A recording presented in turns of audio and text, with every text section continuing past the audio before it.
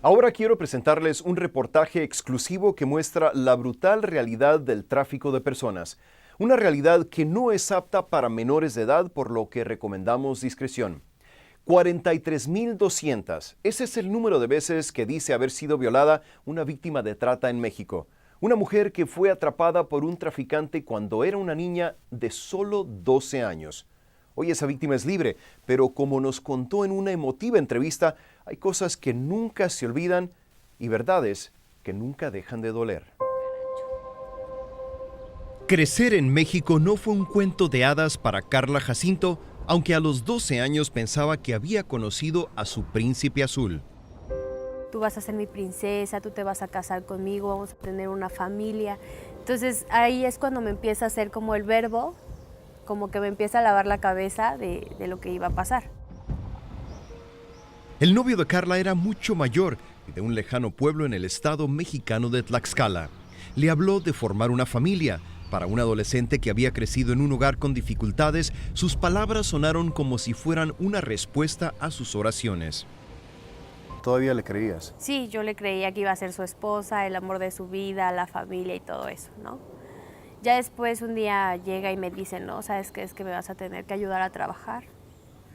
Y yo le dije, pues sí, pero yo pensaba en un trabajo común y corriente, o sea, no sé, lavando ropa, en una papelería, cocinando, en cualquier cosa, ¿no? Pero a los 3 meses de relación, la verdad quedó al descubierto. Ya desde chiquita nos enseñaron a mis hermanos y a mí a ser muy independientes. Entonces pasa que yo pensé, un trabajo común. Y me dice, no, no vas a trabajar en eso, vas a trabajar en el sexo servicio. No le creí porque él me había dicho que no iba a pasar. Entonces yo no le contesté esa vez. Y a los siguientes días me empieza a decir todo lo que tenía que hacer, las posiciones, cuánto tenía que cobrar, qué tenía que hacer con mi cliente, qué tiempo iba a estar con el cliente. El príncipe azul de Carla era en realidad un proxeneta que le dijo que tendría que empezar a trabajar en la calle como prostituta. Pues me empieza a golpear con una cadena en todo el cuerpo. Incluso en ese día me empezó a dar de puños, patadas, jalones de cabello, me escupía la cara.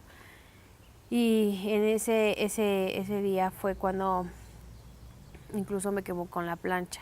¿Cuántos clientes tuviste que ver esa primera vez? Pues te diría que 20 fueron pocos, porque fue desde las 10 de la mañana hasta las 12 de la noche. Y estuvimos en Guadalajara, estuvimos una semana. Pues ahora imagínate de 20 diarios, lo que fue una semana. Susan Coppage es la embajadora itinerante contra el tráfico de personas del Departamento de Estado de Estados Unidos. Antes fue fiscal federal en Atlanta. Hemos enjuiciado numerosos casos aquí en Atlanta que involucran a traficantes de México, principalmente de Tenancingo. Coppage dice que a menudo familias enteras de Tenancingo están involucradas en este delito. Por varias semanas, CNN trató en numerosas ocasiones de hablar con las autoridades de Tenancingo. Fuimos a la alcaldía municipal, pero nos negaron entrevistas una y otra vez. Coppage dice que no le sorprende que las autoridades locales sean evasivas. Es lo que hace el pueblo. Esa es su industria. Sin embargo, en comunidades rurales más pequeñas, las jovencitas no tienen ni idea de la reputación que tiene el municipio. Entonces no sospechan de los hombres que vienen de ahí. Piensan que tienen un gran futuro con esa persona y creen que las aman. Así es como las reclutan. Carla dice que la forzaron a prostituirse por todo México durante 4 años sin descansar un solo día. Dice que su proxeneta le exigía que viera por lo menos 30 clientes al día y que mantuviera una lista diaria. Calcula que para cuando llegó a los 16 años la habían violado 43.200 veces. Había gente que iba, incluso luego nada más se reían de mí, se reían como lloraba cada vez. Tenía que cerrar los ojos para no imaginarme lo que me estaban haciendo, para no sentir en ese momento. Aparte ya todo lo que había vivido antes, ¿no? Una víctima nos describe Tenancingo como la cueva del diablo.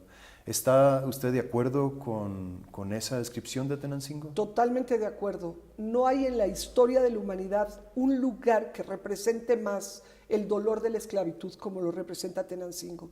¿Cómo puede uno explicar que de un solo pueblito de México salga el mayor número de víctimas de tráfico humano que existe en Estados Unidos? Cuando minimizamos el problema en lugar de atacarlo, cuando no enfrentamos con la realidad y la verdad, estamos permitiendo que esto siga creciendo en impunidad. Rosy Orozco aboga por las víctimas. Esta ex senadora mexicana dice que son los poderosos quienes permiten que la trata continúe. Muchos de los padrotes de Tenancingo y de Tlaxcala tienen esta cultura de lograr que las víctimas se sientan intimidadas cuando las autoridades mismas son los que las están violando. Pero también es una manera de corromper a todas las autoridades. Cuando los llevan y les entregan a las niñas como tarjeta de cortesía, están captando a las autoridades a su favor. Es increíble que los policías, en lugar de protegerlas, las hayan estado violando y después extorsionando. Carla dice que en una ocasión 30 policías uniformados realizaron una redada en un hotel en donde la obligaban a trabajar, pero que en realidad era un burdel. Asegura que, en vez de hacer arrestos o rescatarlas, los policías hicieron un trato con el dueño del burdel. Cerraron el hotel, sacaron a todos los clientes del hotel y pensamos que iban a hacer nada más lo de la rutina, el operativo normal. Cierran el hotel y empiezan a hablar con el dueño y el dueño nos ofreció, los policías uniformados empezaron a pasar con nosotros, nos empezaron a grabar y nos empezaron a decir que si no hacíamos bien lo que teníamos que hacer, las grabaciones iban a ir para nuestras familias y aparte porque ya tenían el nombre de nosotras. ¿Qué te pasaba por la mente en ese momento en el que los que se supone que te deben de proteger estaban abusando de ti? Solo me daban asco. Me daban asco porque veían que había menores de edad, o sea, se veían, ¿no? Nos veíamos más bien porque ni siquiera estábamos bien desarrolladas, o a lo mejor sí un poquito, pero la cara de tristeza, había niñas que de plano no estaban desarrolladas, tenían 10 años. Carla dice que finalmente pudo escapar después de 4 años en cautiverio. Hoy, con 23 años y recordando esa etapa negra de su vida, dice que hubo solo un hombre que la trató como un ser humano, alentándola para que escapara. Dice, pero es que yo no quiero tener relaciones, yo quiero platicar.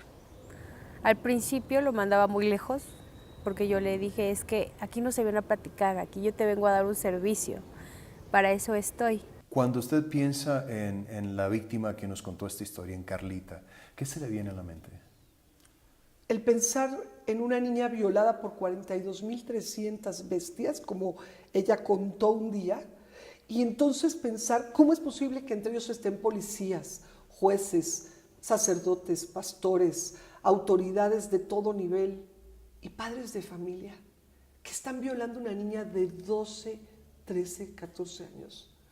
Es increíble de que detrás de esos 42.300 monstruos criminales, solo un ser humano vio la belleza de Carla Jacinto. Solo un hombre tuvo la fuerza de decir, yo te pago, pero no te va a tocar. Quiero que vuelvas a soñar, quiero que vuelvas a anhelar vivir, porque ya no vives, estás muerta en vida. Se calcula que hay 2 millones de menores de edad explotados cada año como parte de la red global de sexo comercial. La violencia, la corrupción y una mezcla de miedo y vergüenza son los factores principales que impiden que las niñas y niños escapen. Pues ahorita me ves con una sonrisa en la boca, pero acordándome de eso, pues sí duele, ¿no? Y duele demasiado. Hay verdades que efectivamente duelen demasiado. I'm sorry. El dolor es evidente en el rostro de Carla. Pero quizás la verdadera tragedia de su historia es que todavía hay muchos niños, como ella lo fue, que aún viven como esclavos sexuales en un inframundo controlado por traficantes.